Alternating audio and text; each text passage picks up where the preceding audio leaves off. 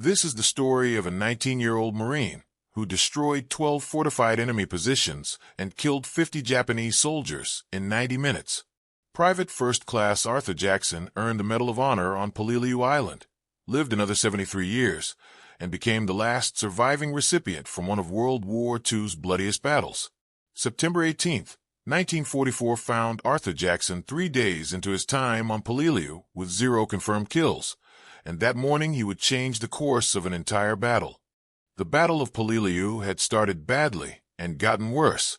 The 1st Marine Division landed on September 15th with their commander, Major General William Rupertus, promising they'd secure the island in 4 days, and he missed that estimate by 70 days. Nearly 1,300 Marines fell on the beaches in just the first day. Japanese tactics had shifted under Colonel Kunio Nakagawa, who commanded 10,000 defenders that had abandoned the suicidal banzai charges that characterized earlier Pacific battles.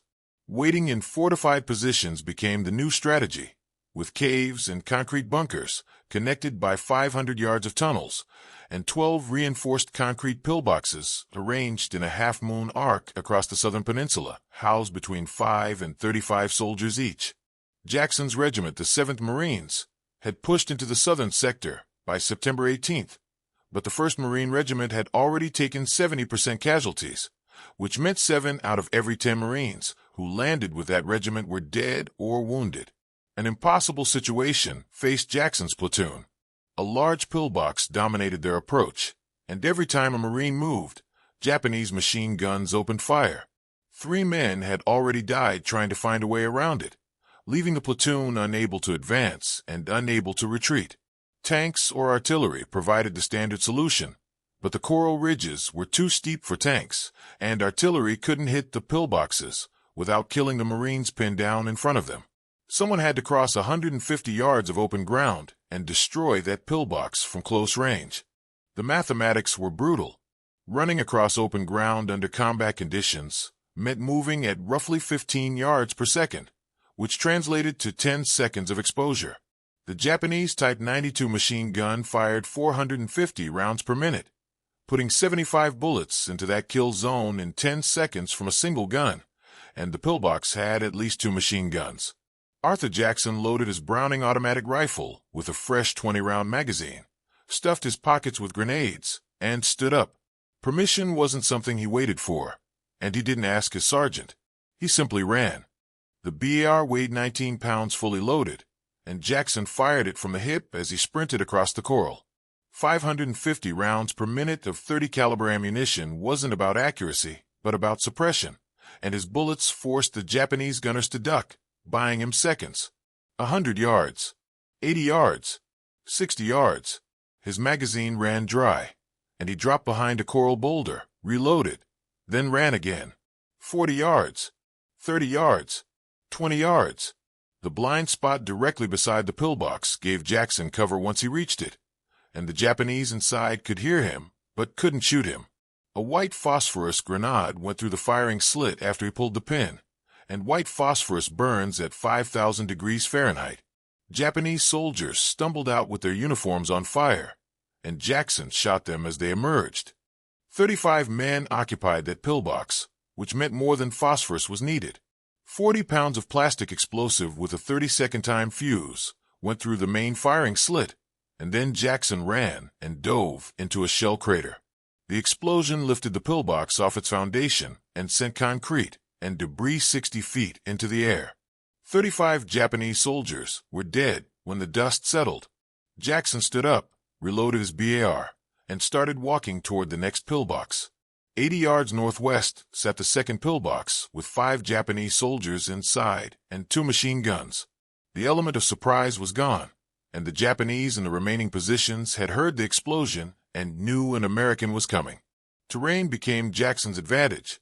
WWII's coral ridges created natural channels between positions, and 3 days of watching how the Japanese defensive network operated had taught him their blind spots. Crawling the last 30 yards on his belly brought him close, while the Japanese threw grenades blindly over the bunker wall. Japanese Type 97 grenades had a 4-second fuse, so Jackson counted the explosions, waited for the pause, then moved. The bunker roof became his next position after he reached it. Japanese pillboxes had ventilation shafts designed to prevent carbon monoxide buildup from weapons fire, and the shafts were only 4 inches wide, too small for a grenade, but not too small for a rifle barrel. Jackson shoved the muzzle of his BAR into the ventilation shaft and emptied an entire magazine straight down, and the .30 caliber rounds ricocheted inside the concrete box. Another reload and another magazine went down, and when he dropped back to the ground, no one inside was moving. 2 pillboxes down meant 10 remaining. Mutual support characterized the 3rd and 4th positions, which sat close together, with each covering the other's approach. Assaulting one without being shot by the other was impossible until Jackson solved the problem with geometry. Southwest toward the Marine lines was where the 2 bunkers faced, but directly between them a narrow corridor existed where neither bunker could bring its weapons to bear. 8 feet wide was all the corridor measured, and Jackson ran it at full sprint, reached the 3rd bunker before its defenders could reposition their guns, jammed his BAR into the firing slit, and fired until the magazine clicked empty. His last fragmentation grenade went through the aperture, and then he moved to the 4th bunker and repeated the process. Less than 20 minutes had passed, and 4 pillboxes were destroyed with approximately 55 Japanese soldiers dead. Running low on ammunition became Jackson's new problem, with his BAR having jammed twice from overheating and the barrel so hot it burned his hands through the wooden foregrip. Grenades were gone, explosives were gone, but Marines from his platoon were beginning to move forward, which meant his attack was working and the left flank was advancing. Stopping now would pin down those Marines exactly as they'd pinned down Jackson's platoon. 3 magazines, 60 rounds, 8 bunkers remaining. The ammunition count didn't make sense, but Jackson started moving anyway. A rear entrance connected to a tunnel made the 5th pillbox different, though Jackson didn't know about it. The same tactics brought him to the bunker wall, where he prepared to climb to the roof. 5 yards behind him, a Japanese soldier came out of the ground. Coral rocks and palm fronds camouflaged the tunnel exit, and the soldier lunged with a bayonet fixed to his rifle. Jackson spun and fired from the hip, and the soldier fell backward into the tunnel entrance. Shouting inside and boots on concrete told him the noise had alerted the bunker's defenders. Dropping to 1, he let him fire into the tunnel entrance, where the narrow passage channeled his bullets. For seconds burned through an entire magazine, and his second-to-last magazine slammed in as he kept firing. 3 Japanese soldiers lay dead in the tunnel, and the 5th pillbox went silent. 5 down, 7 remaining, but Jackson's situation had changed. Radios connected the Japanese positions, and Colonel Nakagawa had established a communication network across Poliliu's defensive positions, where each bunker could report to a central command post that could coordinate counterattacks. What Jackson knew was simpler. Marines were advancing on his right, and he could hear their rifles and their sergeants shouting orders. His assault had broken the defensive line's cohesion. Elevated ground held the 6th pillbox, a coral ridge 15 feet higher than the surrounding terrain, and the Japanese could see Jackson coming from 200 yards away. Sneaking up wasn't an option. 1 magazine left. 20 rounds. A Marine rifle squad appeared on Jackson's right. 6 men who'd pushed through the gap he'd created, and their sergeant saw Jackson, saw the elevated bunker, saw the impossible geometry. Pointing at the bunker, the sergeant led his men forward. 2 directions of attack hit simultaneously, with 6 Marines and Jackson, and the Japanese gunners fired on the larger group, the rifle squad. Distracted defenders gave Jackson the opening to reach the bunker, climb the coral ridge from its blind side, find the ventilation shaft, and shove his BAR into the opening. 20 rounds, his last magazine, and the 6th pillbox fell silent. Casualties hit the rifle squad with 2 wounded and 1 dead, but they were still moving forward. For the first time since his assault began, Arthur Jackson was not alone. Minutes brought Colonel Nakagawa's response. 1 American had killed approximately 60 soldiers and destroyed 6 defensive positions in less than 30 minutes, and the southern perimeter was collapsing. 40 soldiers from his reserve company got dispatched with simple orders: seal the breach, kill the Marine who caused it, restore the defensive line. Reinforcements coming wasn't something Jackson knew about. He was scavenging ammunition from dead Japanese soldiers. Arisaka rifle ammunition was useless, but he collected 7 Type 97 fragmentation grenades and 2 Type 99 magnetic mines. A dead Marine's M1 Garand provided the solution through improvisation and stripping ammunition from the Garand's clips to hand-load individual rounds into his empty BR magazines gave him 40 rounds in 2 full magazines. Preparing to assault the 7th pillbox with the 3 remaining Marines from the rifle squad got interrupted when the Japanese counterattack hit. 200 yards north, 40 soldiers emerged from a tunnel entrance, moving in 2 disciplined columns with rifles ready. The squad's BR man opened fire, and his weapon jammed after 3 rounds. Jackson stepped into the gap, braced his BR against a coral outcrop, and fired controlled bursts, 5 rounds, pause, 5 rounds, pause. Scattering hit the Japanese formation as soldiers dove behind rocks while others pushed forward. 3 Marines added their Garands to the fight. 10 Japanese soldiers fell, then 15, but more kept coming. Jackson's first magazine ran dry, and he reloaded his last 20 rounds while the Marines were down to their final clips. 60 rounds between 4 Americans against 25 Japanese soldiers still advancing. That was the situation. And that's when the coral ridge behind the Japanese erupted in explosions. 3 rifle platoons from the 7th Marines had pushed through the gaps Jackson created. 40 men with rifles, BRS, and grenades, and they'd circled behind the Japanese counterattack force and waited for the right moment. Caught in a crossfire, the Japanese found themselves between 2 American forces, and in less than 3 minutes the counterattack was over. 40 Japanese soldiers lay dead on the coral, and the southern perimeter's last reserve was gone. 6 pillboxes remained, and now Jackson had ammunition, grenades, and 40 Marines ready to follow him. 300 yards ahead sat the largest bunker complex. 3 pillboxes arranged in a triangle, mutually supporting, heavily manned. Approximately 30 soldiers divided among the 3 bunkers, plus rifle pits and fighting holes connecting the positions. Naval gunfire, air support, or at minimum a mortar barrage, was what standard Marine doctrine called for before assaulting a fortified position of this size. None of that was available, with the naval guns having moved on and Marine corsairs busy elsewhere, and the mortar teams couldn't fire without hitting the Marines already in the area. Rifles and grenades were what 43 Americans would use to take the triangle. Less than 2 minutes using hand signals was all Jackson needed to organize the assault.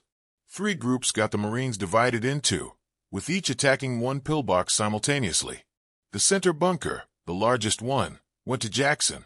0847 hours brought the Marines moving out after over an hour of fighting in temperatures that had climbed past 105 degrees. They kept moving anyway.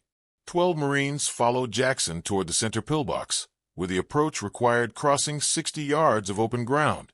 Halfway across, the Japanese opened fire, and 2 men fell in the first 3 seconds with 1 dead and 1 wounded. The remaining 10 kept running.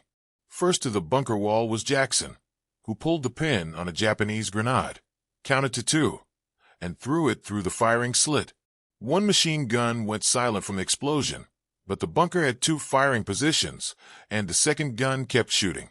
Another grenade, another count, another throw, and the second gun went quiet. Climbing to the roof let him find a ventilation shaft, where he shoved his BAR into the opening and emptied his magazine into the darkness below. The center pillbox was dead. On his left, a Marine corporal had shoved a satchel charge through a firing slit, and the explosion collapsed half the bunker's roof.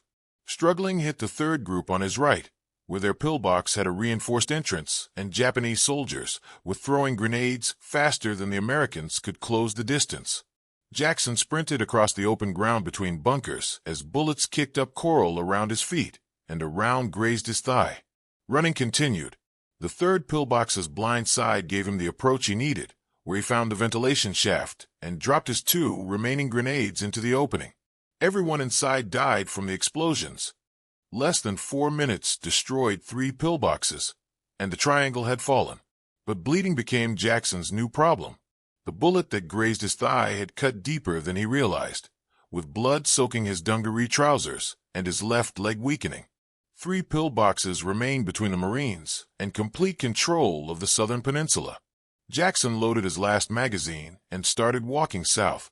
A Marine sergeant grabbed his arm, pointed at the blood, pointed at the aid station, and Jackson pulled his arm free. He wasn't finished. 0912 hours brought the fall of the 10th pillbox. 5 defenders died from grenades Jackson dropped through the ventilation shaft, and his leg was still bleeding with a torn piece of dungaree fabric wrapped around the wound that wasn't enough, as blood seeped through with every step. 0921 hours marked when the 11th pillbox fell. A Marine private named Henderson brought up a satchel charge that Jackson placed, and the explosion killed 7 Japanese soldiers. The 12th pillbox was the last, sitting on a small rise overlooking the beach, where the 7th Marines had landed 3 days earlier. Its 2 machine guns had killed at least 15 Americans since D-Day. Jackson approached from the northeast, with his leg having stopped responding properly, dragging it more than walking, and blood loss was affecting his vision. 3 Marines followed him, having refused to let him assault the final position alone. 1 carried extra grenades, 1 carried a flamethrower, 1 carried a BAR with ammunition. 100 yards out, the Japanese opened fire, and the Marine with the BAR returned fire with suppressive bursts that forced the enemy gunners to duck. Jackson and the other 2 kept moving. 50 yards became the point where the flamethrower operator stepped forward. 40 yards was the effective range of the M2 flamethrower, which meant getting closer. Cover came from Jackson, who took the BAR from the supporting Marine and fired in controlled bursts until his wounded leg buckled and he dropped to one knee and kept shooting. Effective range reached, the flamethrower operator triggered a 3-second burst, and burning fuel poured into the pillbox's firing slit. 0933 hours, the 12th pillbox fell silent. Jackson collapsed against a coral boulder with his dungarees soaked with blood and his hands shaking from exhaustion and adrenaline. Approximately 90 minutes had seen Private First Class Arthur Jackson destroy 12 Japanese pillboxes and kill 50 enemy soldiers. The southern defensive line was broken, his platoon's advance was enabled, and the tactical situation on an entire sector of the island had changed. Navy corpsmen reached him within minutes, cut away his blood-soaked trousers, and dressed the wound. Muscle damage without bone or artery hits meant Jackson would keep his leg. 3 days later, still limping, combat found him again. Hours brought word of his assault spreading through the 7th Marines.